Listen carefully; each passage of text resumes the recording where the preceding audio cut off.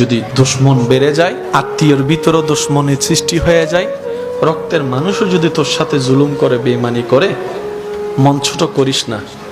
তোদের জীবনের প্রতিটা ক্ষণে কিভাবে মোকাবেলা করবি সেটা প্র্যাকটিক্যাল শিখে নেওয়ার জন্যই আমি প্রত্যেকটা নবীকে এক একটা মুসিবত দিয়ে তোদের জন্য শিক্ষার ব্যবস্থা করে দিয়েছি। সুবহানাল্লাহ। তোদের উপর যখন আপনরা বেশি কষ্ট দিবে, জুলুম করবে, ইউসুফ নবীর জীবনীটা একটু খেয়াল করিস। ইউসুফ নবীর জীবনীটা একটু খেয়াল করিস। ওনার আপন রক্তের ভাইয়েরা কি পরিস্থিতি ওনাকে করেছিল যে কূপের মধ্যে ছোট বাচ্চাকে ফেলে দিয়েছে, কিন্তু আমি রব তাদের সে প্ল্যানিংটাকে নষ্ট করে দিয়ে যারা ওনাকে কূপে ফেলে ধ্বংস করে দিতে চেয়েছিল, আমি সেই ইউসুফকে মিশর পর্যন্ত পৌঁছাই দিয়েছি।